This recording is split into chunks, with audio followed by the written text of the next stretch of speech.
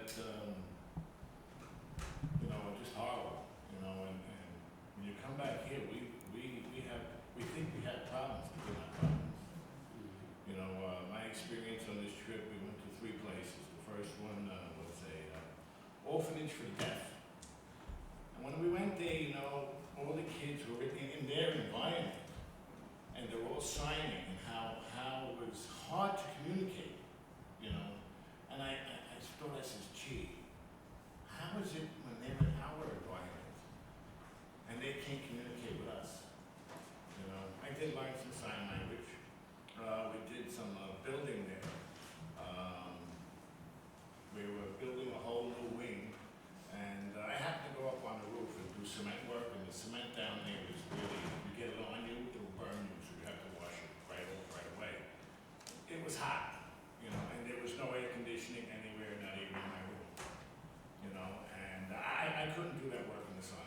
I would get sick, so I ended up building a cabinet. What they're trying to do is they're making a pastry room so they can cook pastries and become self-sufficient. You know, that's the idea. And so I built this cabinet, and the frame was already built, and I'm a little bit of a perfectionist. It's kind of out of square, like 1.5 inches, so I had to kind of, you know, make two. But I'd like to thank everybody for their donations. I had extra money that I directly donated down there, and it was the next morning. It was ran by this organization called Mission Discoveries, and they said, you know, the guy came up, you know, somebody said to come see you, you know, because I didn't know where to put this money, and they needed Formica to finish these cabinets for this pastry room that they're making, and I was able to give them the $160 so they can buy this Formica, because down there, all these places are not subsidized by the government. It's all through Mission.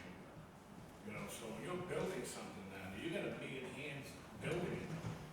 You know, so that's awesome. So I was able to do that. And then I went to, you know, in Jamaica, if you can't work, they don't want you. You know, and we went to a place which was way up in the mountains for severely disabled people. You know, and when we went there, you know, we loved on them, we played games with them. It's like it made that day, they don't get human contact. You know, they're just pushed away. You know, and we showed that they are loved and they do matter. And you know, for me, they're the chosen ones because they're so innocent, and they don't know how to commit that sin. You know. Then we went to another place called Blossom Gardens, and this was an orphanage. And this was I believe this was my calling of why I went down here. It's for an orphanage for abused and neglected kids. There was like 54 kids there and 10 staff, starving for love. You know, they do take care of them, they keep them clean, but they can't, you know, give them that love. They don't have time. And there was this one kid, you know, I was helping with the laundry, you know, because they scrub the laundry by hand and have one washing machine. And they had this one kid that they kept away from the other kids.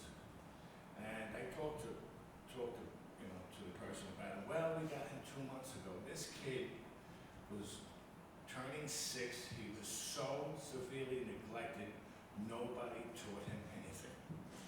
And I bonded with him. You know, he would bite, so they would keep him away from the other kids because he would bite. And I worked with him that whole day. And the staff said, you know, you were so good with him, can you come back tomorrow? And I said, well, you have to ask my team leader, because that's not up to me, wherever they put me. So they did. And I was able to go there the next day, and he saw me that morning, he started to cry. So did I. And I made, in those 2 days, he didn't even know how to feed himself. He wasn't even potty trained. Nobody taught this kid anything. It was like he was locked up in the closet. And I made so much progress with him in 2 days, you know, and they just don't have the time to give that one-on-one, you know, and I believe that was the reason why I went down there. Those Care Bears that we loved, that's where they went because they couldn't give them to the place for the disabled because they drool and they carry disease, and they were so appreciative of them. They're going to give them as Christmas presents. to the kids, you know.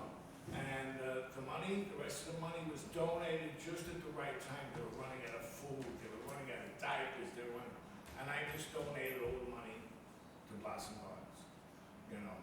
That's the only place that is subsidized a little by the government, but there's not, they don't give enough, you know. So,